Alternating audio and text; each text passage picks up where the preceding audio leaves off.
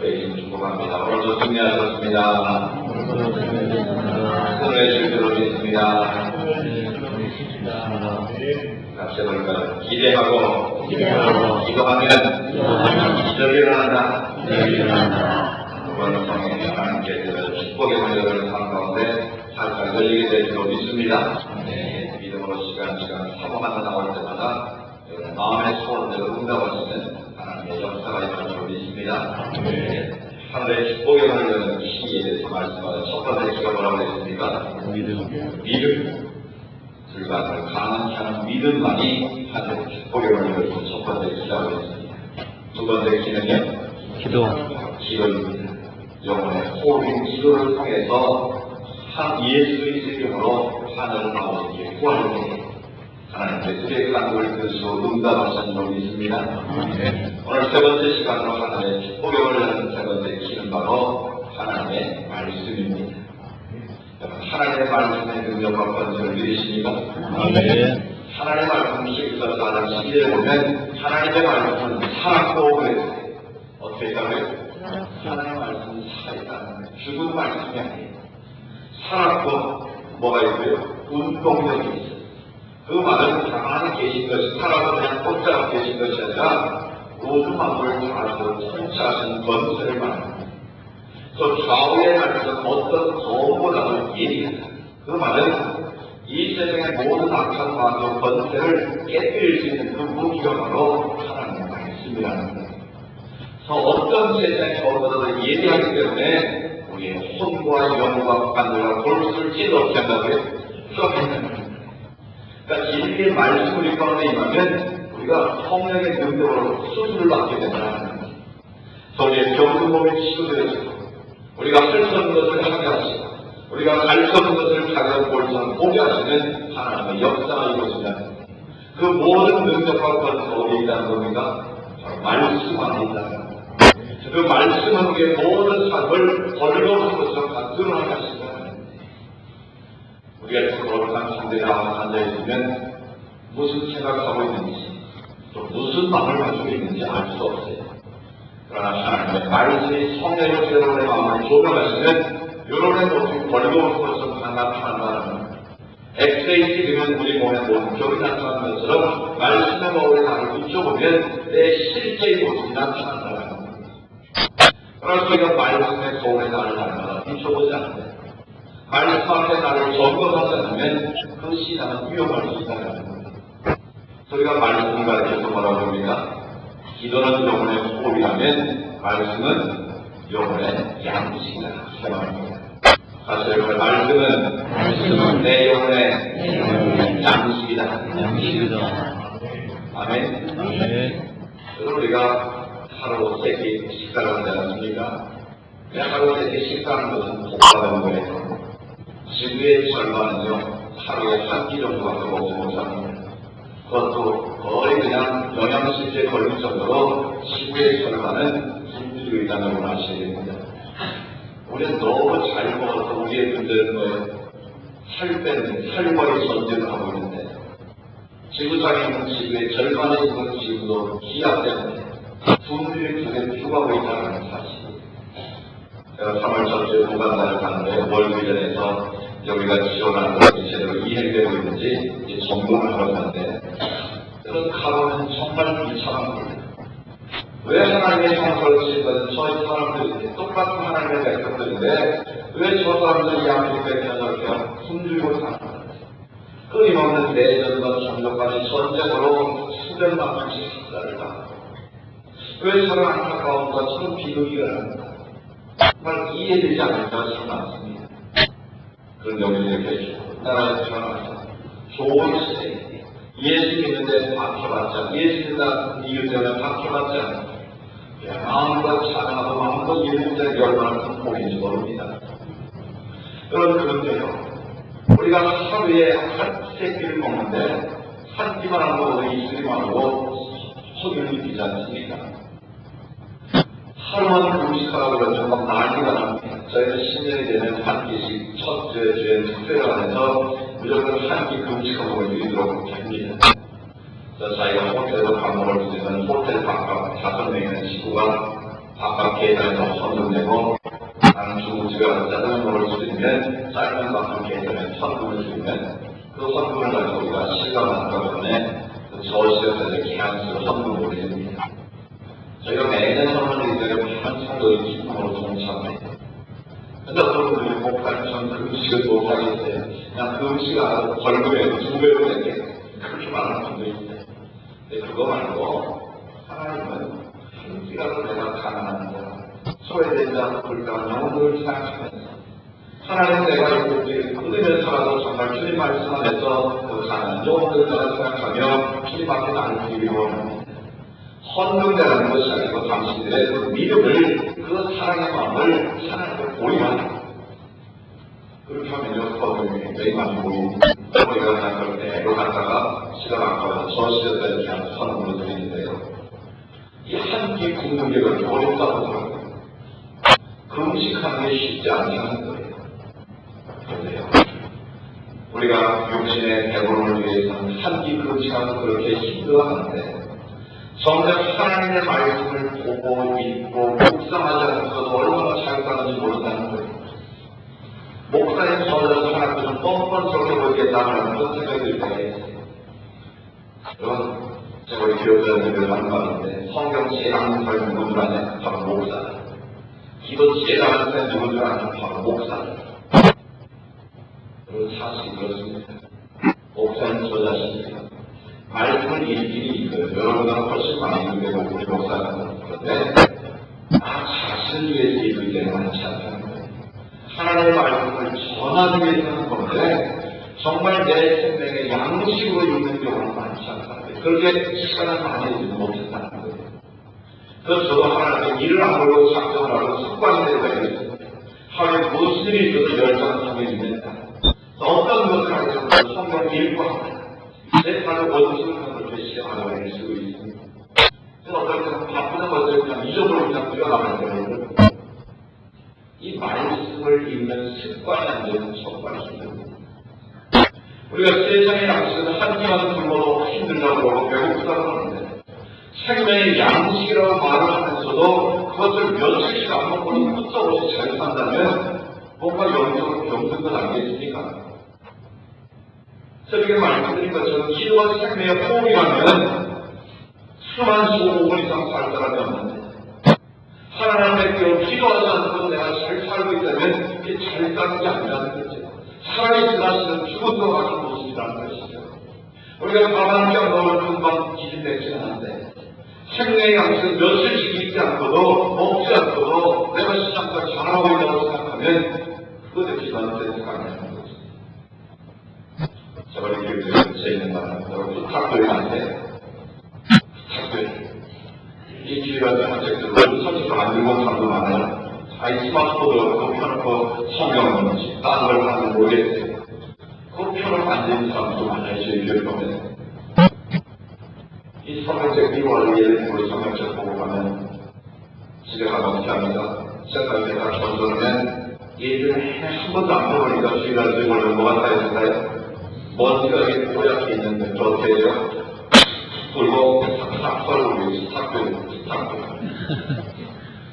여러분이 어느 정도 그런 겁니까? 우리 교회는 그런 분이 있어요.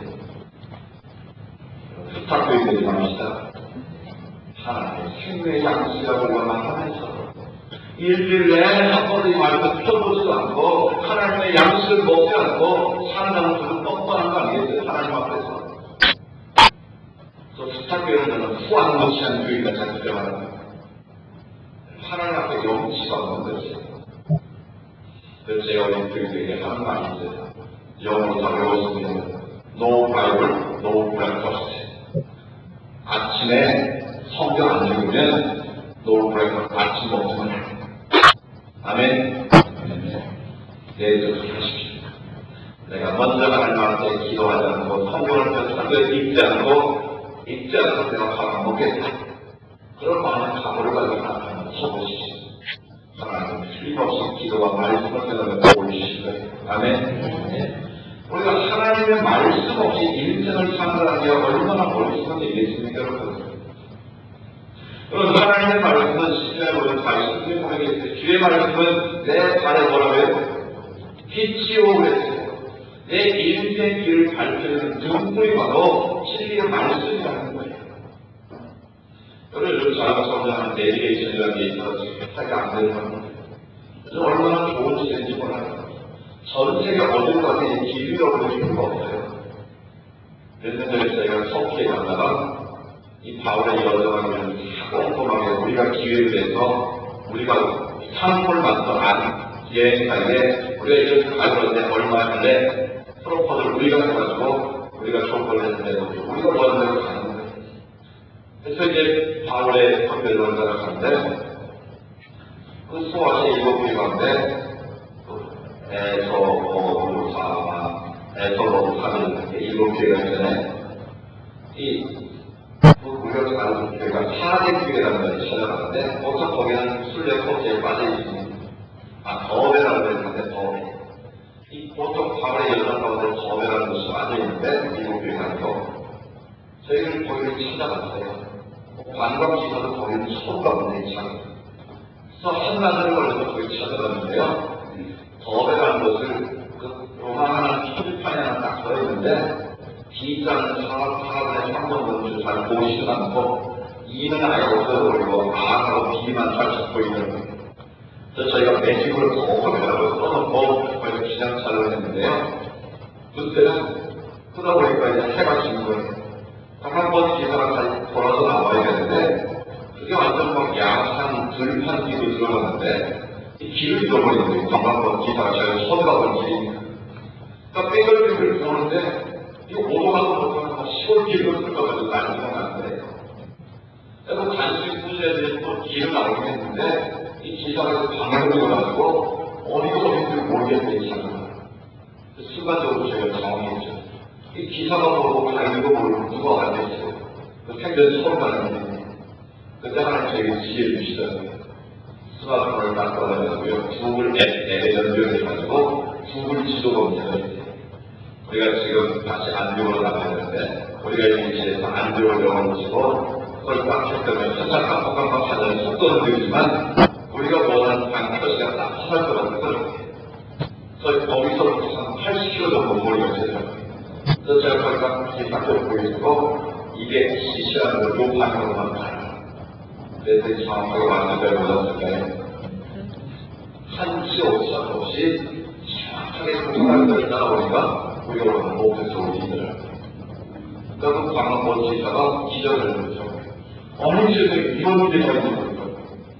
근데 제가 터키말을 하나도 못해도요. 터키말을 해놓고 여기로 가시죠. 우리말을 여기로 가려면 기사한테 이렇게 들이대는 터키말로 나와요. 그런 정도로 지금 세상이 좋은 세상이. 그러니까 지구 어딜 가도 길이를 이러면 어떻게 다 구글 앱에 들어가면 원하는 대로 정확하게 찾아갈 수 있다는 거예요. 그게 바로 뭐예요? 하나님의 말씀이라는 거예요. 우리가 하나님의 말씀에 근거를 두면 그 말씀을 우리가 어디로 보내는지 지금 무엇이 잘못됐는지 내 인생의 목적지는 어디로 가야 되는지를 정확하게 보여준다는 거예요.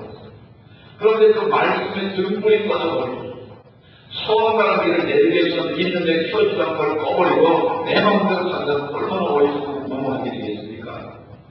그럼 그거만큼 어리석은 인생이 어디 있겠습니까? 하나님의 말씀은 분명히 살아있고 운동력이 있고 어떤 마음이 있건데 이길 수 있는 능력이 말씀인데 그 말씀을 내가 소유하고 있으면서 내 앞에 가지고 있는 걸 무시하고 내가 그걸로 인생을 산다면 그것이 바로 정말 어리석은 일이 아니겠습니까? 저는 이제 시골에서 살았습니다. 그 시골에는 밤이 되면 깜깜하잖아요. 도시장은 뭐 24시간이 깜깜하지만 해 떨어지면 깜깜합니다. 근데 저희 아버지는 몸이 안 좋으셔서 저희 어머니 항상 저기 심부름을 시키세요. 한 1km 정도 떨어진 곳에 약국이 있는데 그 약국에 가서 약을 사오라고 심부름을 시키세요. 근데 약간 고개를 하나 넘어가야 되는데 옛날에는 고운의 입구에는 뭐가 있어요? 상여집이라는 게 있어요. 상여집. 거기에 상여를 보관하는 거예요. 근데 항상 형님들이 말하기를 그 상여집에는 달걀 귀신이 산다는 거예요. 그 밤중에는 달걀이 지나가지고 지나가는 사람을 잡아먹기도 하고 잡아보기도 한다는 거예요. 또 어린 말은 얼마나 무섭습니까? 그래서 뭐 죽어도 안 간다고 때릴 수 있어요. 정 안 되면 이제 뭐 조금 힘들면 억지로 데리고 가기도 하고 뭐 하는데, 그때 필요한 게 뭐예요?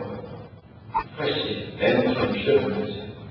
근데 렌트적인 요즘 뭐 배터리들이 많으니까 쉽게 교체가 되지만 시골 갈 때는 그 배터리가 오래 가지도 않고 전에 거는 이제 한참 쓰면 어떻게 됩니까? 이 불빛이 점점 약해져요. 그래서 빛이 환하게 앞을 쭉 비치면 처음에 서로 바꾸면 100m 이상 환하게 비칩니다. 그때는 별로 무섭지가 않아요. 근데 이게 한참 쓰다 보면 불빛이 점점 떼지면서 나중에는요 얼룩게 돼요. 아시죠? 그러면 바로 이처럼 화살이 앞에가 하나도 안 보여요. 여러분 그때는 화살소리만 나도 얼마나 놀랐는지 모릅니다. 여러분 제가 벌써 깨달았습니다. 우리 인생이 그렇다. 하나님께 소리에 진리의 등불을 켜고 인생을 걸어가는 말씀하시는데, 내가 널 그렇게 앞밖에 보이지 않는 그걸 켜고 내 마음대로 하겠다고 이 갔다 저리 갔다 좌충우돌 하는 거예요. 차서고생을 한다고, 차서고생. 제가 목사가 되고 나서 깨달은 것은 큰 깨달음이 하나 있는데요. 제가 염소 정신을 들었어요. 뭐처럼요? 염소, 올해가 양이인데 제가 양기준이기 때문에 저희 아버지가 말합니다. 뭐 시간 들어서 토끼인데 제가 양이 제가 선포를 했어요. 그래서 무슨 양이라고 하냐면 우리가 60년 만에 올 하는 나이를 만들겠다. 제가 큰 꿈을 가지고 지금 기도를 하고 있는데요. 이 양이 천국은 양들의 자녀로 비유하고 지옥은 염소자녀로 비유했잖아요. 근데 제가 이렇게 가만히 제 인생을 돌아보니까요. 저는 초등학교 들어갈 때 소원 기도를 했어요. 제가 하는 게 아니라 아버지가 시작한 거예요. 목사 만들기가. 아들 셋이 있는데 항상 기도하고 오시면 아들 셋 중에 하나님 아버지께 드리라는 그런 마음을 부담이 있으시다는 거예요. 근데 전날 아들 세 명을 만나서 제가 봤는데 물어보시더라고요. 내가 이걸 부담해서 지금 목사를 하라고. 큰형님부터 물어보더라고요. 근데 큰형님이 안 한다고 헛적 뛰더라고요. 근데 저는 혹시 앞에 상담을 받잖아. 제가 걱정했는데 솔장님한테도 물어보니까 안 한다고 그러더라고요. 근데 저는 얼른치 한다고 했어요. 내 믿을 줄 아신다고 내가 했어요. 시골집인데 저희 집에 바로 교회가 있었거든요. 이렇게 부흥회를 옛날에 이렇게 3시간하고 짧아도 일주일을 했거든요. 그러면 별로 시골에 먹고 살고 싶은데 부흥회만 하면 일주일 동안 잔치를 하는 거예요. 좋은 것은 동네 교육이 다 가지고 그래서 저희 어머니가 그걸 요구해가지고 부흥회를 하면 정말 하나님의 대접을 하세요. 저 이제 문제를 수고하고 저 목사님 먹고 남은 데가 뭐 같이 제일 얇은 데가 부흥회가 목사님이 계란에 그렇게 해가지고 저 남은 데가 많이 뒤에 서서 콜라 먹고 그렇게 약속을 잡혀요. 근데 아무튼 좋은 강사님 오시면 저렇게 대접을 잘 받고 저렇게 정말 잘 먹을 수 있구나. 어린 마음에 목사가 되면 잘 먹을 수 있구나. 이 먹는 문제 해결되는 거죠. 혹시 청년들이 항상 걱정을 했어요, 제가. 그런데 안 한다고 왜 신난다고 제가 얼른 한다고 했어요. 그것만 이유가 두 번째 이유가 있었는데요. 저희 시골 교회가 110년 됐습니다, 지금. 그 시골의 조그만 교회인데 목사가 100명이 나왔어요. 시골 교회에서. 대단한 거죠. 근데 이 낡은 교회지, 그 당시, 이 마을과 크다 크기도 하고 지금은 서로 잘 졌는데요. 이 감대사가 굉장히 낡았었던 모양이에요. 좋은 강사고 되면서 새벽 기도를 인도하는데 그 당시는 주로 은퇴 집회를 많이 했는데 말씀 집회가 아니고 막 갑자기 불에 빠져나가고 감대사를 딱 쳐내서 아버지 앞에 있었는데 이 감사의 두 개를 딱 쪼개 있는 거예요. 얼마나 제가 놀랐는지 몰라요. 근데 그 어린 마음으로 생각이 드냐면 좀 목사하고 좀 슈퍼맨처럼 허가 있구나. 막 땅 치면 깨시는구나. 제가 그 두 가지 이유 때문에 목사 되고 작정이 되는 사람이에요. 그래서 아버지가 얼른 이해하겠지 얼른 대답했거든요. 그러니까 하나님 앞에 서울을 해야 되는 거라면서 저를 그 사람들 데리고 와서 담배사를 문을 그렇게 하고 그 목사님이 안수를 하시더라고요. 그래서 저는 그때부터 제 인생의 목사인으로 결정이 됐습니다. 그래서 자유한 자유한으로 저는 목사가 되기로 결정이 됐는데 그래서 이제 저는 다른 생각하지 않았습니다.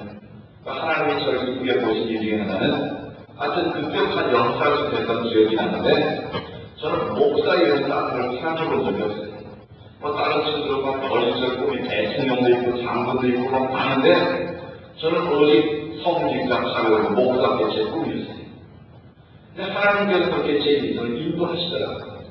물론 이제 대학 과정에서 대학도 많이 하고 단지도 해서 짜리 건너가고 하나님 고난의 과정을 겪었지만 아무튼 목사가 됐는데요. 제가 목사가 되고 나서 가만히 생각해보니까 내가 연구소 처음 찾았더라고요. 이 어린 시절 연구소를 제가 술을 많이 입했거든요. 학교 갈 때 연구소를 끌고 가서 스님한테 배워놓고 학교 끝나면 이제 연구소 꼴을 먹여서 자식으로 돌아와야 저녁을 먹는데 그런데 이제 학교 끝나고 친구들 놀다 보면 연구소는 생각도 안 나요. 이제 해가 뛰어서 어두워진 때 되면 집에 가려고 가장 항상 생각을 뭐하잖아요. 참 연구소 끌고 가야지. 근데 연구소가 말뚝에다 내가지고 학교를 풀어주다 보면 그냥 운동장처럼 쓰시나도 연구소 배가 그렇게 잘 붙었어요. 이걸 빨리 배를 빵빵 해가지고 자기 아버지한테 안 혼나는데 이게 연구소가 고집이 되게 셉니다. 연구소 끌어보시는 건 아닌데 저때가지고 좋은 공이 있어요. 그래서 빨리 끌고 가지고 이걸 먹여서 배를 풀고 빨리 가야 되는데 이 딱 당기면 연구소가 뺑 목을 쭉 뺍니다. 안 따라와요, 이게 순식이. 그래서 저때 팍 빼면 아빠를 어떻게든 목을 쭉 빼요.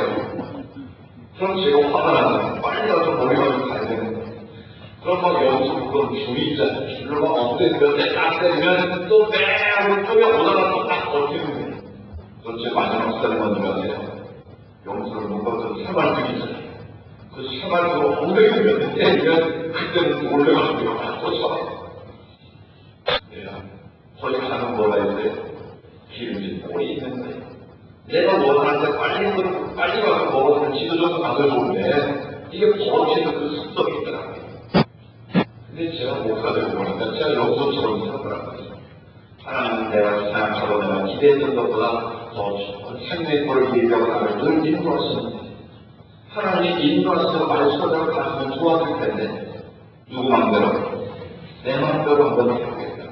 내 고집대로 해보겠다. 내 생각대로 내 뜻대로 해서 하나님을 버티고 땡기고 실험을 하니까 돌아보니까 그것까지 하늘의 손을 이루셨지만 고생을 내가 찾겠더라고요. 이사에서 보면 하나님의 길은 너희 수밖에 하려고 했어요. 하나님의 생각은 너희 삶과 다르다고 했어요. 그런데 그 하나님의 높고 위대하심을 어떻게 하실 수 있겠습니까? 그런데 내 생각으로, 내 뜻으로, 내 고집으로 내가 하나님을 끌고 가려고 하면 얼마나 힘들겠어요. 저는 그게 염소처럼 살아마시기 바랍니다. 양처럼 끄는 대로 목사들을 스스로 따라가면 그가 오늘 인도하세요. 찬란 물과 푸른 소를 인도하세요. 우리 목사의 하나님께서 좋은 꼴을 먹이시고 생명의 양식을 먹이시는데 염소처럼 그렇게 살고 있다는 거예요. 다시 한번 말씀드리면 양이 염소들을 한번 생각해보세요. 앞에 얻어먹고 가는 인생 되지 말고 양처럼 주님이 이끄신 대로 주님의 말씀으로 신중하게 나가면 그것이 복인 줄로 믿습니다. 우리가 하나님의 말씀에 우리 인생의 기준이 되기를 원합니다. 하나님의 말씀이 내 모든 삶의 기준이 되기를 원합니다. 여러분 아무리 내가 원하는 조건, 내가 계획한 조건 발견해봐야 그건 소용이 없더라고요. 사람의 기준은 항상 틀리거든요. 사람이 한 기준은 항상 안타깝습니다. 그러나 하나님이 말씀하시면 그 말씀은 정확무한 말씀인 줄 믿습니다. 하나님의 말씀은 일정되고 틀림없음을 믿으시죠. 여러분 하나님의 말씀은 계시의 말씀이에요. 창세기부터 요한계시록까지 틀린 게 하나도 없어요. 여러분 이렇게 믿으시죠? 여러분 창세기 3장 15절에 이미 오리지널 복음이 나와요. 여자부터 거의 배를 버리고 치닫는다고 했어요. 사단은 발꿈치를 치닫는다고 했어요. 바로 십자가의 사건을 창세기에서부터 말씀하고 있다는 거죠.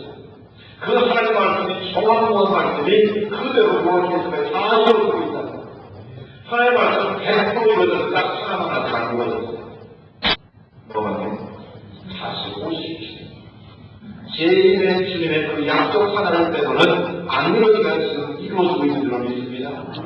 이처럼 하나님의 말씀이 정확한 말씀이 살아있는 말씀이고 능력 있는 말씀이에요. 그 말씀을 우리가 무시하고 도외시하고 흑사교육을 시작하고 얼마나 안타까운 일이겠냐. 여러분, 우리가 하나님의 말씀을 믿는다고 하면 얼마나 우리의 믿음이 약한지 몰라요. 여러분, 오늘 아침 일기예보에 기월 확률 80%입니다. 그러면 여러분 부산 들고 가요? 그냥 나가요? 비만을 각오로 하지 않는 이상은 부산 다 들고 갑니다. 그건 기상청의 일기예보가 다 맞습니까? 안 맞습니까? 안 맞아요. 저희 교회 장로인 사도인 기상청장이었어요. 기상청 체육대회 연속으로 비가 왔다고 아십니까? 아니, 자체 체육대회 날을 얼마나 일기예보를 신중하게 보고 줘야 되냐고요. 근데 기상청 체육대회 하는 날 연달아 비가 왔다니까요, 여러분. 그런데 우리는 그 말을 믿고 따라가는 거예요. 여러분, 로또 사보셨어요? 안 산적하시지만 다 사셨어요. 이 통계에 로또가 나왔을 때 창세기 7장까지에 아브라함은 하나님 말씀을 따라서 로또 그와 함께가 되는 로또가 나왔어요. 아브라함이 조카 오시바로.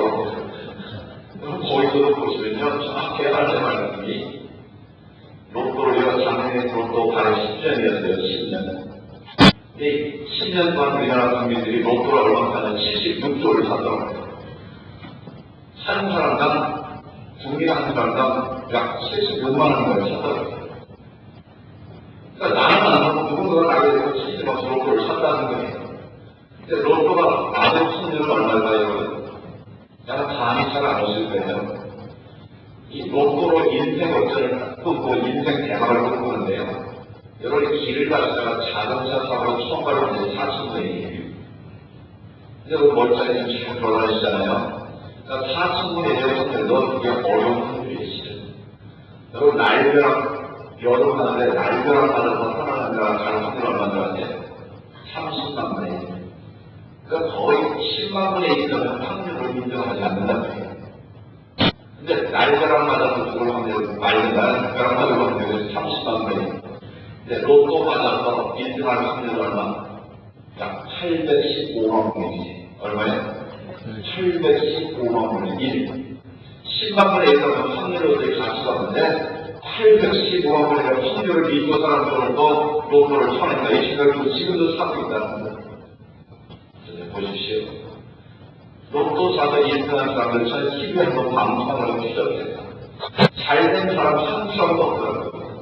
어떤 사람은 로또 샀다가 1등 맞았는데 이혼당하고 완전 거짓처럼 살자고 인생 폐해로 살고 있다고요. 나쁜 여자 만나고 로또 내가지고 혼자 먹으려고 그러다가 그 여자가 빼돌려가지고 완전히 막 죽이려고까지 하더라고요. 여러분, 롯이 그런 거잖아요. 아브라함은 하나님의 말씀을 따라갔잖아요. 하나님은 아브라함은 하나님의 말씀을 따라갔는데 뭘 따라갔어요? 자기 보기에 좋은 곳을 따라갔잖아요. 네가 좋아하는 나무가 네가 얼마나 좋아하겠다. 삼촌이니까 제대로 된 조카가 어떻게 해야 돼요? 삼촌 무슨 말씀에 여기까지 따라와서 못 가는 것도 있는데 삼촌이 먼저 가시면 제가 따라가는 것입니다. 삼촌 먼저 가세요. 이래 정상 안 됐어요. 아브라함이 네가 좋아하는 나무 요거 난 좋아했다 그러니까 기다렸다는 듯이 눈을 보니까 뭐가 보여요? 소알들이 보이고 기름진 땅이 보이고 물이 풍성한 땅이 보이고 눈에 보이는 대로 따라가지만 그것이 뭐가 됩니까? 요한복음에 소돔과 고모라 저주의 땅이라고 말합니다. 여러분, 눈에 보이는 대로 따라가면 내가 보기엔 좋은 대로 따라가면 그런 소돔과 고모라 같은 그런 지향이 나타나는 사실입니다. 몰라가라 그는 벌판이었지만 황이었습니다. 이 땅에 하나님 주신 땅이라면 하나님 약속의 땅으로 믿고 가겠습니다. 간과를 알지 못했지만 하나님의 말씀을 따라 순종하며 나갔더니 그것이 바로 하나님의 약속의 땅이 되고 축복의 땅이 되고 믿습니다. 우리 인생의 모든 기도는 언제나 하나님의 말씀이어야 한다는 거예요. 그 말씀을 벗어나면 그 일은 잠깐 잘 가는 것 같고 잠깐 성공한 것 같고 잠깐 빨리 가는 것 같지만 그 인생 길은 망하고 만다는 거예요. 그 인생 길은 무너지고 만다는 사실. 여러분, 하나님의 약속의 말씀을 붙잡으시기 바랍니다. 오늘 성경 말씀 보시 예레미야 29장 말씀은요, 하나님께서 예레미야를 통해서 편지를 쓰게 하셨어요. 누구에게 편지를 기다릴까요? 바벨론의 포로를 끌려가는 것은 고통당하고 있는 유다 백성들에게 하나님께 내려내는 편지를 주게 하신 거예요. 그런데 그 당시에 거짓 선자들이 있었습니다. 하나님의 거짓 선자들의 예언을 무슨 말이냐면 우리가 비록 망했지만 바벨론을 끌려갔지만 금방 돌아옵니다. 하나님의 너희를 금방 유다 백성을 예루살렘으로 돌아오게 하실 것이다. 그건 거짓 예언을 하고 있습니다. 그런데 하나님께서는 그들을 위한 거예요. 예언의 선자를 해주신 말씀이 무엇입니까? 너희 빨리 오거라. 그곳에 살 준비를 하고 편을 쓰고 있습니다. 너희가 적어도 70년 동안은 바벨론 포로로 살아간다는 거예요. 그 포로 살아간다는 너희가 견디고 이겨낼 수 있도록 너희가 오랫동안 살 마음의 준비가 사는 거예요. 그 말씀들은 유다 백성들은 어떤 마음의 상태일까요? 누구라도 거짓 선자의 예언을 믿고 싶었을 거예요. 하나님 우리가 믿지만 우리를 오래 고생시키겠어. 빨리 우리 돌아가셨을 거예요. 그래서 거기에 말씀의 근거가 있습니다. 하나님께서 처음에 성전을 지으시고 무슨 약속을 하셨습니까? 내가 이 성전에 너희와 항상 붙잡겠다. 너희가 내게 와서 기다면 내가 너희의 기도를 들어주겠다. 너희가 전쟁에 나가면 승리하도록 내가 너희를 도와줄 것이다. 자연재해가 너희들을 미리 먼저 내가 너희를 눈동에 지켜주겠다고 분명히 약속하셨어요. 그런데 결과는 뭐였습니까? 바벨론에 의해서 1차, 2차, 3차에 걸쳐서 완전히 저주를 주면서 바벨론 포로로 끌려가는 거예요. 하나님이 영원히 주시겠다고 약속한 하나님의 성전이 완전히 다 무너진 거예요. 하나님의 성전의 선물들은 다 바벨론으로 뺏긴 거예요. 이 사람들의 영적인 상태가 지금 패닉 상태에 빠진 거예요. 영적인 불안 상태에 빠진 거예요. 그래도 거짓 선자의 예언을 믿고 그래도 하나님을 봐주시겠지. 그래서 위로하고 있는데 하나님의 선자 예레미야를 통해서 아니라는 거예요. 70년이 차야 된다는 거예요. 여러분 얼마나 절망적인 사람입니까? 그리고 이 인생과 이제 찾지 않고 어려움을 만날 때가 있어요. 내가 원치 않은 방으로 내 인생의 물밭에 어떻게 갈 때가 있다는 거예요. 나는 열심히 죽도록 일했는데 하루아침에 실직할 때도 있고요. 나는 평생을 모아서 열심히 해서 사업을 일궜는데 악한 사람 한 사람마다 순식간에 사업을 빼앗기도 하고 망할 때가 있다니까요. 원치 않은 대로 내 자녀가 어려움을 당할 때도 있고요. 반대쪽에 위기를 직면할 때가 있다는 거예요. 내 인생의 쓰나미가 밀려오면 무슨 생각을 하십니까? 하나님 왜 저입니까? 하나님 내가 뭘 잘못했습니까? 왜 하나님 내가 아픔과 고통을 주십니까? 우리가 나도 모르게 반칙의 소리가 나올 때가 있다는 거예요. 여러분 그럴 때가 있지 않습니까? 여러분 바로 그때 우리가 뭘 시작해야 되겠습니까? 우리가 나도 모르게 입술에 뇌청기가 와인이라는 그런 산식이 쏟아져 나올 때 하나님 두 가지 우리를 원하시는 거예요. 오늘 본 말씀에 보면 너희 11월에 너희가 내게 부르시며 내게 와서 기도하면 내가 너희들의 기도를 들을 것이요 너희가 보고만 나를 구하면 나를 찾을 것이 나를 만나느냐. 내 인생의 유일한 기도, 내 인생의 아픔과 고통의 문제가 찾아오면 그때가 뭐 할게? 하나님 앞에 엎드려 기도했다는 거예요. 하나님 앞에 얼굴을 구할 때라는 거예요. 하나님 왜 전비가라고 뭐만 불평할 때가 아니라 하나님의 뜻이 어디 있는지 하나님 앞에 얼굴을 구하며 기도할 때라는 거예요. 그래서 나를 향하신 하나님의 뜻이 어딘가를 발견하면 화가 되고 축복이 될 줄로 믿습니다. 여러분의 산수를 찬양하게 될 줄로 믿습니다. 슬픔이 가는 기쁨이 될 줄로 믿습니다. 여러분 어려움이 닥칠 때 왜 전비가라고 원망 불평하는 결국 다 죽습니다. 영도 죽고 육도 죽고 다 죽는 거예요. 그때 하나님 앞에 와서 엎드려 기도하고 하나님의 얼굴을 구하면 하나님이 우리의 기도를 들으시고 우리를 만나시는 은혜가 줄 믿습니다. 하나님 만나는 모든 문제가 해결되는 거예요. 아무리 내가 뭐라 예를 들어서 하나님을 만나주지 않으면 그건 다 헛수고에 있을 것 같아요. 여러분 내가 알려주는 고난 가운데 있어 우리가 그렇게 배를 것이 무엇이겠습니까? 오늘 하나님 말씀하십니다. 오늘 특별히 말씀 가운데 보면 10절에 보세요. 여호와께서 이와 같이 말씀하십니다. 누가 말씀하십니까? 여호와께서 이와 같이 말씀하십니다. 또 11절에도 보면 누구의 말씀이니라? 또 14절에 보면 이것은 여호와의 말씀이니라. 또 마지막에 보면 이것은 여호와의 말씀이니라. 왜 이렇게 하나님께서 똑같은 말을 기절시절마다 반복하실까요? 한 기절에 두 번씩이나 여호와의 말씀을 강조하고 있을까요? 너희가 믿어지지 않겠지만, 너희가 70년 동안 좋은 것을 한다는 것이 믿어지지 않겠지만, 이것은 살아계신 하나님의 말씀이라는 거예요.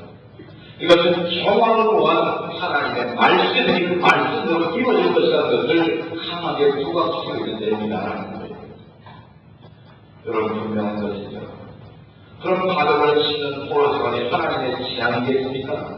하나님의 그 백성들을 포기하신 것이겠습니까? 그게 아니라는 데 희망이 있는 거예요. 그게 아니라는 것으로 우리는 복음이 되는 거예요.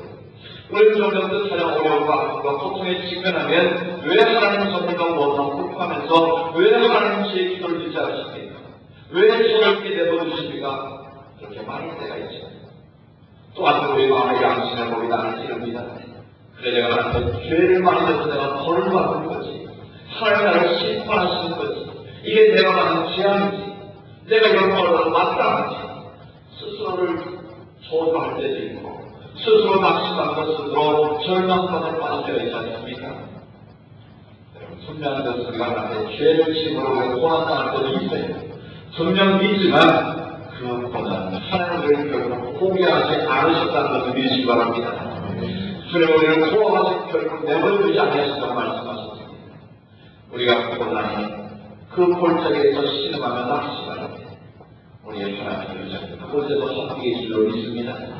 우리가 고난의 어려움을 지나갈 때 주님을 포기하신 것이 아니라 버리신 것이 아니고 여전히 우리 곁에 그를 돕고 계실 줄 믿습니다.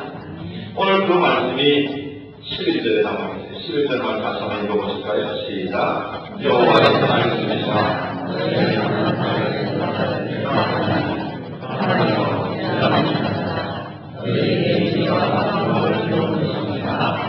아멘. 보십시오.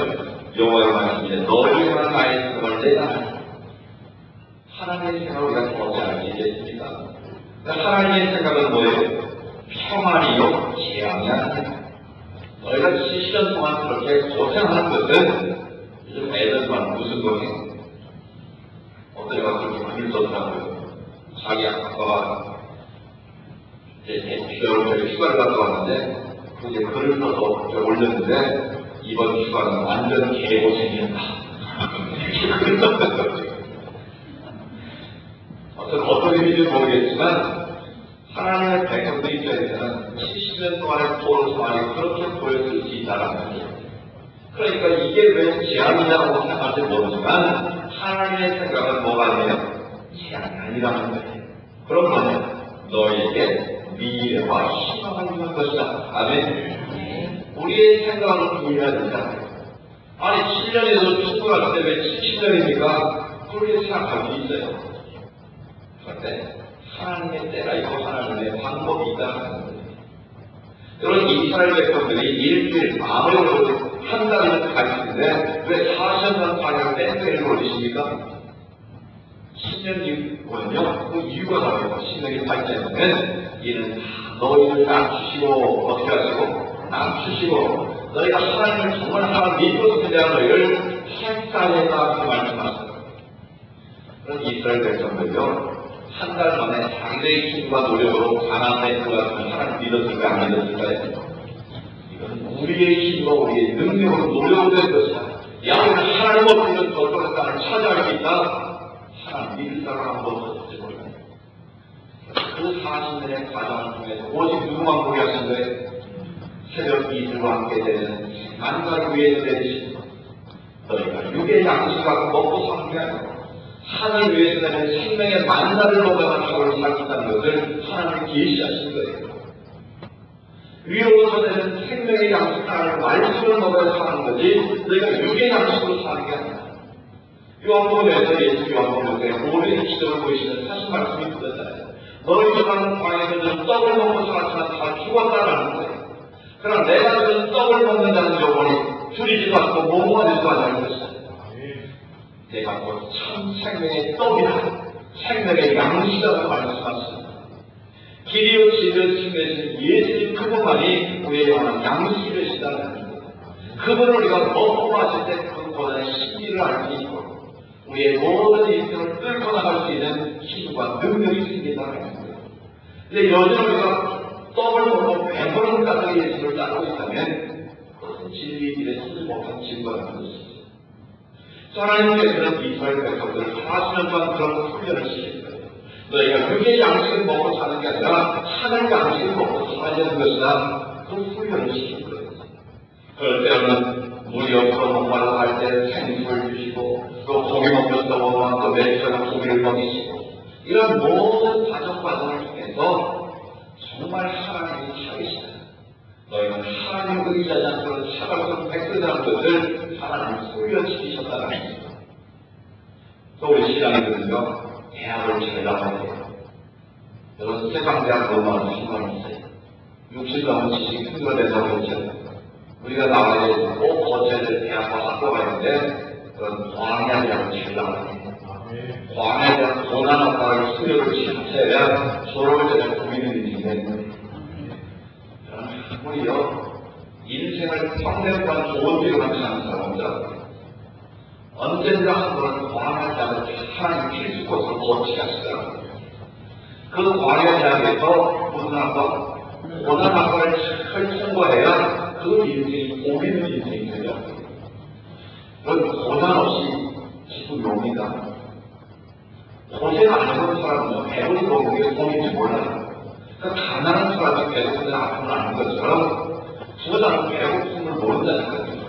그러니까 우리가 고난의 과정을 광야작을 거쳐보면 정말 이 고난의 광야작이 뭘 원하실까를 깨닫게 되는 거예요. 여러분 고난의 길을 걸어가는 것들 여러분 그렇게 마지막 말이에요. 이것은 하나님 나를 연단해서 계시는 하나님의 축복의 과정이야. 이 고난의 학과를 졸업하라는 나를 얘기하신 더 놀라운 그런 축복의 얘기들입니다. 빌리벨 목사의 한 유명한 말인데 하나님 우리의 상처를 기억으로 만드신다 그러셨어요. 우리말은 잘 안 받았는데 영어로 표현하는 게 쉬워요. 영어로 항상 SCAR인데 그것을 비열 그러면 C를 뭘 바꾸는데 T로 바꾸면 다가 됩니다. 하나님 우리의 상처를 뭘 바꾸신다고요? 반짝이는 보석 같은 존재로 만드신다는 거예요. 그게 바로 고난이라는 거예요. 그러니까 고난은 우리 인생을 보석 같은 존재로 만들어가시는 하나님의 특별한 과정이에요.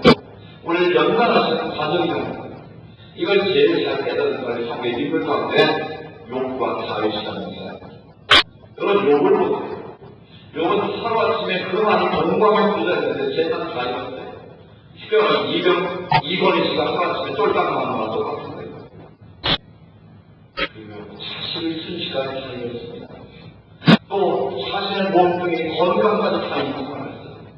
가장 곁에서 자기를 끝까지 지혜를 될 부인마저도 뭐라고 합니까? 당신은 하나님 좋은 하나님 누구라고 악당하는 겁니다.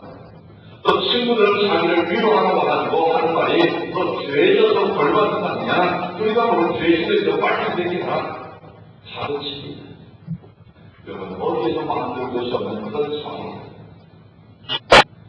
근데 여기 23년 11월 뭐라고 고백합니다. 여러분 참 정말 위대한 신앙이에요. 나의 가는 길을 오직 그다시 나를 달려하시려는 내가 전문같이 나오리라. 아멘. 욥은 그걸 얘기합니다. 욥은 다 잃어버렸지만 내가 못해서 접시 벌거벗고 나왔으니까 돌아가기도 그렇게 갈 거다. 주신 자도 하나님이시고 빼앗는 것도 하나님이시고 쉽게 입술을 오망하지 않습니다. 감사로 기뻐하지 않습니까? 나의 가는 길을 아시는 분은 오직 주님이시는 그런 나갈 때 입술을 오망을 통하지 않습니다. 나를 연구하는 하나님, 전문같은 하나님으로 만들 거라는 그런 기대가 있었다는 거예요. 그런 확실히 있었다는 거예요. 저 마지막 구절에 이 사실하게 여기 크게 얘기합니다. 그 고난 과정을 경험하면서 자기가 무지한 나로 하나님의 입술을 가져가 하나님을 통해하는 자복을 합니다. 내가 지금까지는 하나님 앞에 잘 믿는다고 자만했는데 누구보다 통방의 의의로서 자기의 생일마다 제사를 믿으면서 잘 믿는다고 여겨왔는데 그 고난의 과정을 통과하고 자기 믿음이 아무것도 아니었다는 거예요. 자기 소원에 빠졌다는 거예요. 그래서 자기 잘못을 그래야 합니다. 놀라운 소리를 여기에 주제는 여기 하나님께서 갑절에 복을 받아 이게 주제가 아니고요. 여기에 진짜는 여기 40장 1절이된 말씀이에요. 우리 이렇게 고백합니다. 내가 지금까지는 귀로 듣기만 했어. 이제는 눈으로 주를 배우나이다. 아멘. 귀로 듣는 신앙은 추상적인 신앙이에요. 막연한 신앙이에요. 뭐 하다 보면 그게 되겠지. 그런 막연한 신앙의 삶을 걸어왔던 우리 고난의 과정을 통해서 살아계신 하나님을 눈으로 직접 배우는 그런 은혜를 드렸다는 거예요. 그래서 그런 은혜를 드릴 축복합니다. 내 영안이 활짝해져서 살아계신 하나님을 눈으로 배우는 그런 은혜를 역사에 있기를 원합니다. 우리 영안에 살아계신 하나님을 볼 수 있는 눈이 열린 사람, 믿음의 눈이 열린 사람과 복이 있는 사람. 그랬더니 하나님께서 잃어버렸던 모든 것을 다시 회복하게 하셨다.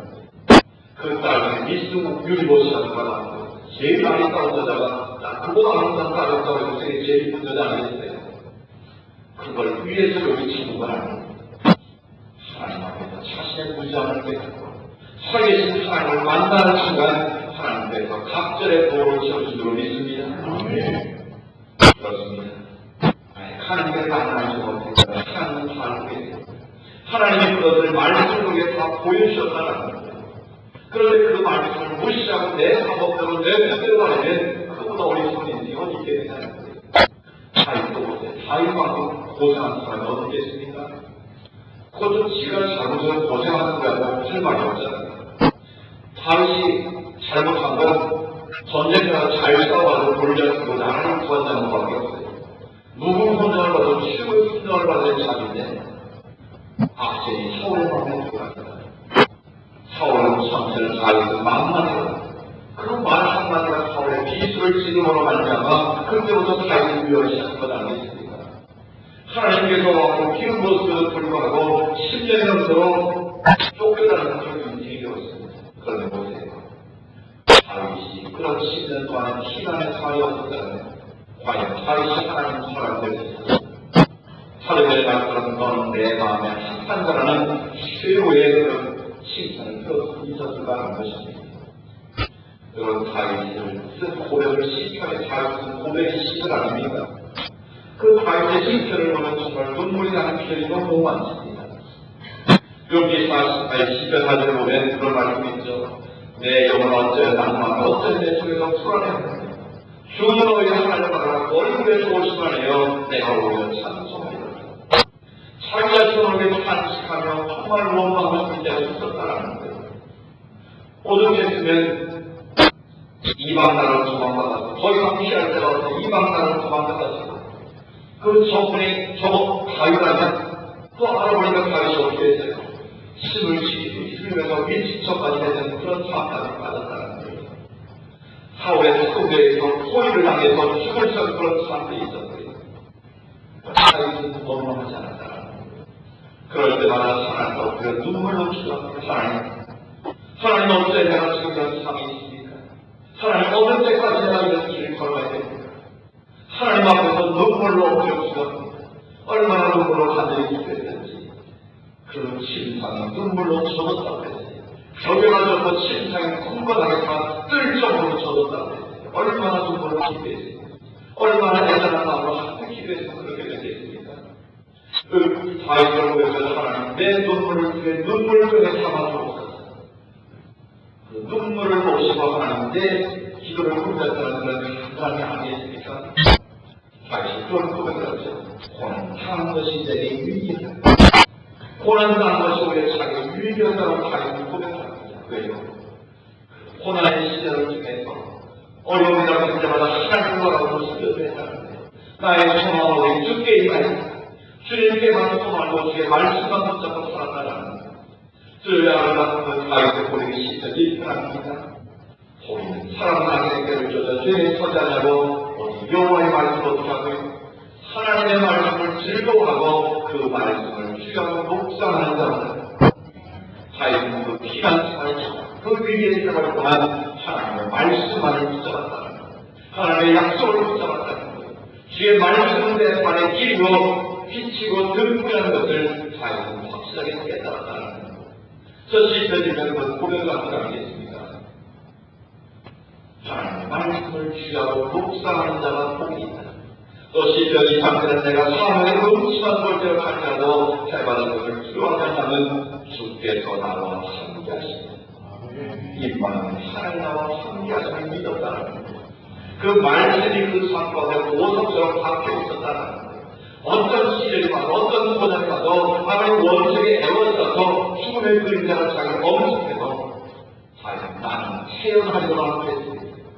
자기 배짱이 와도 되겠습니까? 용기가 있어서 나는 땀날 수 있겠으면 그게 안 됐다는 거예요. 자기는 하나님의 말씀을 붙잡고 산 인생입니다. 하나님의 약속을 붙잡고 살았다는 거예요. 그 고난 속에서도 하나님의 말씀이 자기와 함께하고 있고 자기의 목자가 되시는 그런 믿음이 어떤 상에서도 좌를 낙심하지 않습니다. 영원히 파라몬에서 끝까지 승리를 걸어갈 수 있다는 것입니다. 어떤 때가 하나님의 말씀을 붙잡으시기 바랍니다. 살아있고 역사하시는 능력의 하나님의 말씀을 붙잡고 가면 그 말씀이 여러분을 살리게 될 줄 믿습니다. 그 말씀을 믿고 따라갈 때 그 말씀대로 역사하시는 하나님의 은혜의 말씀이 있습니다. 여러분, 하나님의 말씀은 어떤 사람의 복이 될까요? 시편 1편 말씀은 주의 말씀을 쉬어로 묵상하는 자가 복이 있다고 했습니다. 이 말씀을 듣기만 하고요. 믿음은 들으면서 나옵니다. 그런데 그 들음으로 끝나면 그 말씀은 고하는 소리가 될 수 있습니다. 저희가 꼭 해야 될 것은 하나님의 말씀을 어떻게 돼? 묵상해. 이 메디테이션을 말은 원래 소가 메디테이션을 하는 걸 말해요. 이 메디테이션을 말해서 영어로 양이라는 말을 메디테이션이라고 하잖아요. 그러니까 묵상을 말해서 이 양이라는 말이 나오는 거예요. 그 말은 보시겠어요? 하나님의 말씀은 우리의 영혼의 질병과 우리의 인생의 질병 가지고 모든 삶의 병을 치료하는 마음병 통째라는 거예요. 할렐루야. 그러니까 하나님의 말씀을 묵상하면요, 그 말씀 우리의 신령 골수를 찔러 쪼개고 우리의 질병이 떠날 수 있다는 거예요. 할렐루야. 말씀을 읽다가 말씀을 듣다가도 우리의 영혼의 질병이 떠나는 걸 믿습니다. 저희 교회도 그런 분들이 있어요. 말씀 듣다가 그 말씀이 내가 늘 아멘 했더니 질병이 떠나더라는 거예요. 할렐루야. 어떤 분들이 목 디스크로 평생 이렇게 잘 목을 감지 못하고 앉아있지 못한 분인데요. 이 성경 통독을 하는데 제가 그렇게 기도했거든요. 말씀 읽는 일이 시작하기 전에 하나님 오늘 이 말씀이 있다가 사회인 주의 말씀의 능력과 번쩍에 대해서 병든자를 신뢰게 하고 있었어요. 문제가 다 해결되게 하시고 병든 근전 사제가 자꾸 기도했는데 자유로이 아멘 하고 믿었어요. 그 말씀. 이거 왜 30분도 못 앉아있는 거예요. 그런데 점심때까지 자기가 앉아있었대요. 그래서 자기가 깜짝 놀란 거예요. 점심때 내가 앉아있다는 게 기적이었다는 거예요. 그래서 몸을 돌려보는데 괜찮아요. 이거 혹시 잠깐 자기 치매일 수 있으니까 점심때 좀 젖혀보세요. 하루 종일 6시간을 침대에 앉아서 읽었는데 안 아프다는 거예요. 그래서 그분이 이제 끝나는 시간에 간증을 하는 거예요. 내가 말할 때 목이 안 아프다는 거예요. 그래서 제가 내일까지 기다려보세요. 목사님 믿음이 없어요. 내일까지 안 아프면 하나님 그걸 믿고 가능합니다. 그 다음날도 하나님 그 목을 씌워준 걸 믿습니다. 하나님의 말씀은요, 우리를 찢어 쪼개는 능력이 많이 있습니다. 여러분, 세상에 고향 없잖아요, 고향. 저희가 아디사가 여러 개인데, 저도 지금 고향 먹고 있어요. 이 면역력이 떨어지는데 이면이 갑자기 생겼어요. 저기 귀를 기면 띵띵 소리가 나요. 가만히 있으면 다 조용한 데 있는데 소리가 나요. 그래서 병원에 갔더니 면역력이 떨어졌어요. 푹 쉬라고. 푹 쉴 수 있는 조건이라고 푹 쉬지. 하나님 쓰실 때까지, 쓰실 때 쓰임받아야 되고, 나중에 나 하고 싶어도 하나님 안 들어주는 소리 없잖아요. 그래서 제가 수도하는 말이 이거 왔습니다. 저희 먼저 왔다가 또 다음 주 월요일, 화요일은 멕시코 미국을 가야 돼요. 10일 동안 순간만 되고 멕시코 빌런집을 갑니다. 우리가 받은 선교사 현지에 가서 실천을 방송 기자들과 함께 가서 그 사역을 실천하고 13일 하고 와야 돼요. 그럼 또 2일 있다가 서울 지나고 또 앞으로 무관장 한다고 그러죠. 소가 우국한다고 해서 무관장인데 거기 가서 또 이제 그 현장을 걸었는데 어떤 때는 저도 쉬고 싶은데 그런 마음이 들어요. 하나님, 그래도 우리에게 힘을 주신 능력이 있을 때 주가 쓰고자 할 때 쓰임받아야지 내가 나중에 파벌들끼리 안 쓰셔도 소용없잖아요. 여러분 주님이 쓰시고 할 때 쓰임받기를 축복합니다. 그 구약을 먹는데요. 제가 어떤 분은요, 오약 사가지고 택시타고 길에서 차에 치여서 충고하시는 분이 있어요. 보약제를 안 가지고 그냥 그냥 지금 서 있을 텐데, 보약 사가지고 차기다에다가 사고로 들어가시다니까요. 여러분, 그때 제가 깨달은 게 있어요. 사람은 세상이 약으로 인간이다. 물론 아프시면 약 드셔야 돼요. 병원 하나신 그 작은 병이니까 병원을 무시하지 마세요. 교회 가면 교회하고 누구 말 들어야 돼? 목사님 말고 병원 누구 말 들어야 돼? 의사 말 들어야 돼? 상식이에요. 그런데 여러분 세상에 가면 먹어도 또 없더라고요. 그건 증상을 치료하는 것이 근본적인 문제를 치료하지 못해요. 그런데요, 하나님의 말씀은 근본을 치료해요. 여러분, 한약 아무리 먹어도요, 잠깐 그냥 몸을 보호해주는 거죠. 그런데 구약과 신약을 잘 드시면 여러분 영생술사를 믿습니다. 영혼을 숫자를 믿습니다. 구약과 신약을 많이 드셔야 아무리 신약에 들어가면 이상하고요. 약을 낳고 그래서 빨리 약 먹다 돌아가시다 어른들 보니 약 먹는다고 한 번도 안 해보니 앞으로 다 죄예요. 그러니까 이약 먹다 위가 가고 위를 쓰다 또 먹다 간이 가고 또 간약 먹고 또 간이 빼서 이게 악순환이거든요. 신약과 구약을 드시기 바랍니다. 신약과 구약을 매일매일 드시면 그게 여러분 마음에 통치하게 될 줄 믿습니다. 그러니까 하나님의 말씀을 우리 신령 볼수록 찔러 쪼개는 말씀이 있어요. 그 말씀의 거울 앞에 나를 비춰보고 내가 뭘 잘하는 걸 깨닫고 빨리빨리 나를 고치면 하나님의 축복으로 갈 수 있는 거예요. 그런데 그 말씀을 덮어놓고 여러분 신앙하면 되겠습니까? 제가 되게 생활을 배우는 목표를 말합니다. 기도교 시간에 덮어놓고 있는 게 아니에요. 하나님의 말씀을 펴놓고 정확하게 바르게 알고 바르게 믿어서 반복을 갖게 기도교 핵심입니다. 여러분 성경을 바르게 하셔야 됩니다. 이 성경을 잘못 알면요 문제가 심각해져요. 어떤 분은 성경을 아주 예수적으로 해석하고 아주 예수적으로 그걸 받아들이는 분이 있어요. 전에 그런 분이 있어요. 제가 부목살 때 좀 가난하신 분의 기도를 좀 많이 하시는 분이에요. 제가 가면 항상 통역으로 저한테 따라와요. 왜요? 오늘 무슨 말씀이세요? 그러면 어느 거에 제가 말씀을 주셨다는 거예요. 그게 뭔 말씀이세요? 하나님이 내 집을 건축하라고 했다는 거예요. 하나님 나에게 집을 지어줄 것 같아요. 저 땅 보러 다니세요. 집사님 그게 아니고요. 그거는 하나님이 자기가 건축하라고 주었다는 거지 집사님 집 지어준다는 게 아니에요. 이런 식으로 하는 아무리 느낌을 해석하는 거예요. 그러니까 항상 실망도 지나고 응답도 잘 받는데 실망도 잘해요. 성경을 다르게 알고 다르게 믿어야 되는데 자기 생각대로 믿고 자기 뜻대로 자꾸 성경을 갖다 맞추니까 이게 오늘 성경이 자기 인생의 등불이 아니라 오늘 넘어지게 하는 걸림돌이 되어서 합니다. 여러분 하나님의 말씀을 잘 배워야 돼요. 다른 게 없어요. 하나님은 귀에 좀 기울여서 목사의 말씀을 잘 듣고 배우는 시간입니다. 신천지나 이 하나님의 교회가 이단들이요 상상을 유혹하는 이기가 뭔 줄 아세요? 이 원주에서 신천지가 많은 교회들이 어려운 상황을 알고 있는데 저희 교회는 신천지가 훨씬 더 높이 왜 그런 줄 아세요? 제가 한번 물어봐요. 신천지 오시면 손 들어봐요. 그럼 손 들고 안 들까요? 절대 안 들리죠. 그럼 제가 그럽니다. 혹시라도 신천지에서 이 교회 오실 분 있다면 오늘 말씀 듣다가 영원히 되어서 만나기를 축복합니다. 그렇게 아멘 자고 안 생기기보다 아멘 쓰지도 않으니까 하나님의 말씀을요 다르게 가르치면 절대 넘어지지 않습니다. 그런데 이 이상 사단은요 우리의 뭘 가지고 넘어뜨리는 줄 아세요? 지적인 호기심을 가지고 성도를 넘어뜨리는 거예요. 그런 신천지 이단들의 그뭐 동영상들을 모르겠지만 가르치는 거 보면 교회에서 못 듣는 얘기만 교회에서는 한 번도 듣지도 보지도 못한 이야기를 가르치는 거예요. 그러니까 성도들은 뭔가 남이 안 한 이야기 하면 홀기 있어가지고 그 지적 호기심을 마귀가 이용해 먹는 거예요. 이단이 그걸 이용해 먹는 거죠. 여러분 그 루트 헬리 제자들이 물었어요. 이상한 식으로 자꾸 상대에 궁금하니까 하나님께서 인간을 만드기 이전에 뭘 했습니까? 천일창에 하나님 뭐하고 계십니까? 그러니까 캐디 이렇게 해야 되잖아요. 너 같은 놈들이 지옥을 하고 계신다. 그러니까 그런 쓸데없는 지적 호기심은 우리를 넘어서됩니다. 이단에 빠지게 하는데 말씀하신 이단에 빠진 사람이 익숙한 사람에 빠지는 게 아니에요. 다 똑똑한 사람들, 교회 중직들이 빠지더라고요. 심지어 목사도 넘어가는 사람이 있어요. 장로님이 넘어가고 집사 권사들이 넘어간다니까. 왜요?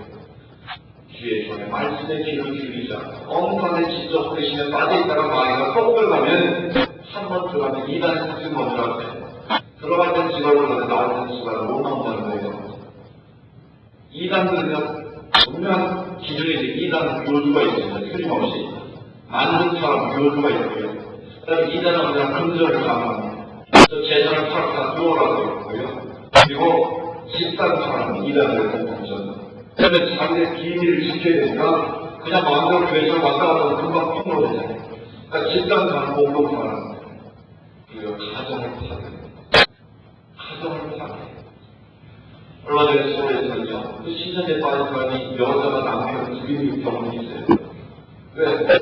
자기 남편을 괴롭히더라도 이 남편이 절대 말을 안 하니까 남편을 죽여버렸어요, 민자로. 그 사단의 역사에서 그런 일이 벌어지는 거예요. 그러니까 이단에 한번 빠지면 가정이 승리박살이 나는 거예요. 그 인생이 완전히 망가지는 거예요.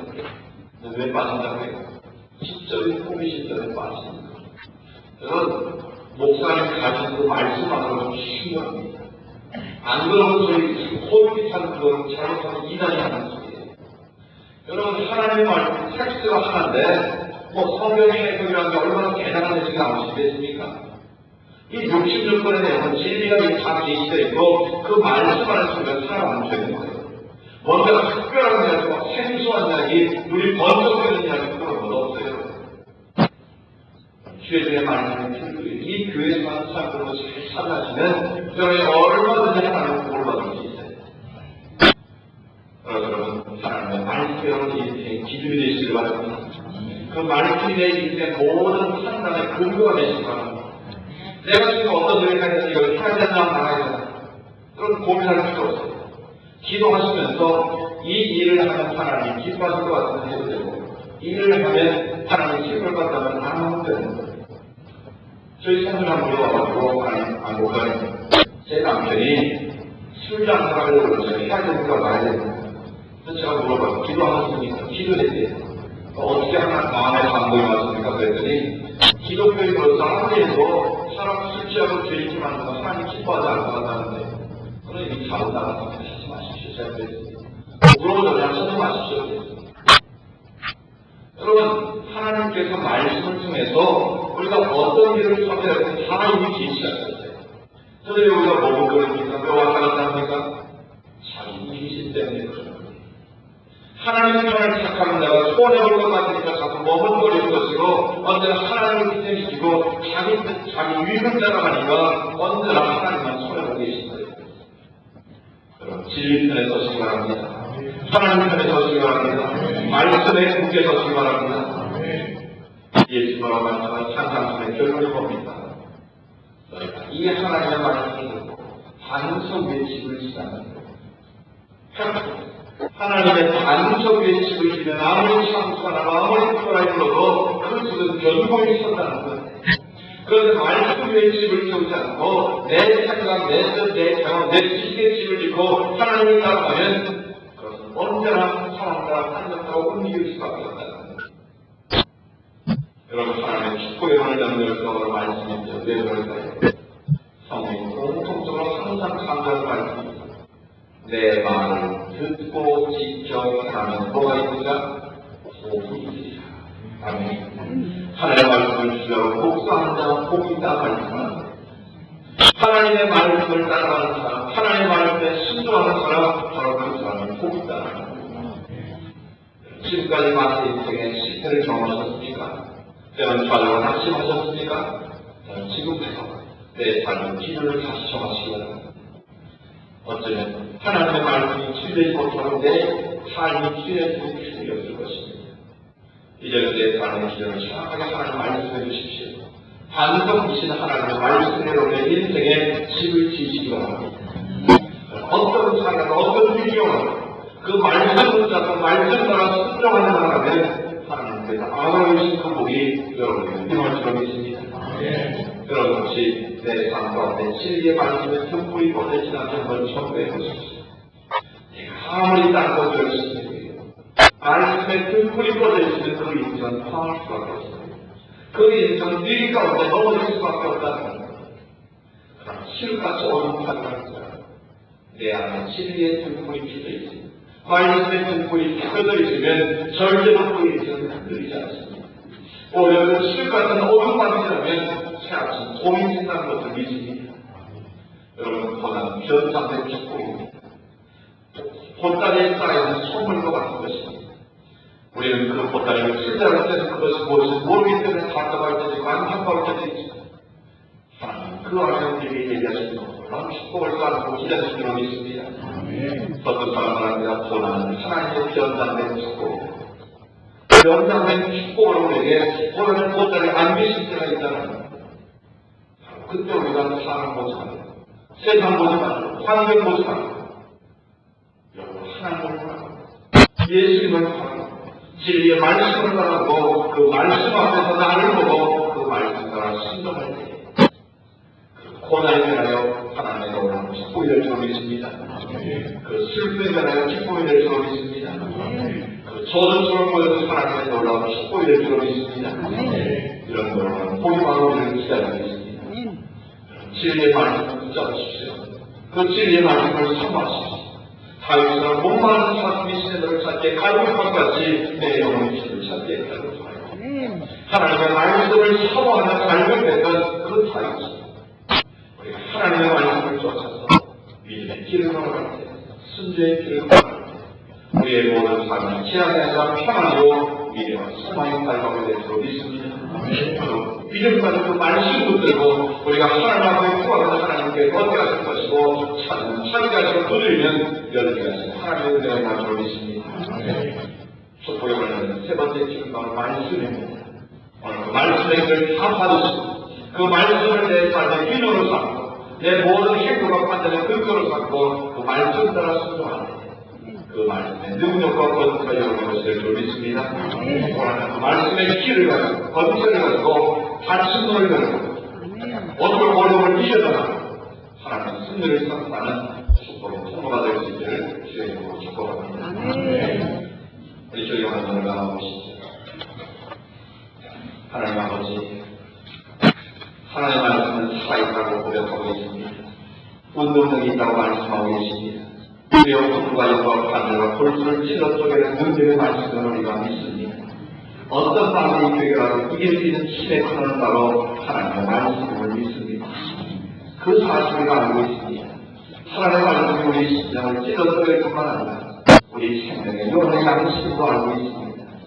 우리는 가만히만 안 먹어도 입술이 마르고 배고픔을 느끼는데 어쩌면 생명의 양식을 며칠씩 먹지 않고도 생활에 잘 살고 있는 것처럼 그런 하나님 앞에 어쩌면 뻔뻔스러운 모습을 보일 때도 있었습니다. 지금 우리를 용서하여 주옵소서. 우리를 긍휼히 주옵소서. 불쌍히 주옵소서. 이제는 하나님의 말씀을 묵상하겠습니다. 그 하나님의 말씀을 열심히 배우겠습니다. 그 말씀이 내 삶의 기준이 되고 판단의 근거가 되도록 하겠습니다. 이제 그 말씀을 붙잡고 하나님의 약속의 말씀을 붙잡고 우리가 믿음으로 나가겠습니다. 어떤 고난의 사고가 되죠. 하나님의 약속의 말씀을 붙잡고 아브라함처럼 믿음으로 순종하며 나가겠습니다. 하나님 하늘의 노래 되시고 축복의 노래 되시고 우리가 살아나는 복으로 채워 주옵소서. 우리 주님 이런 세 번 간절히 부르고 우리 10분 이상 기도하고 바랍니다. 주여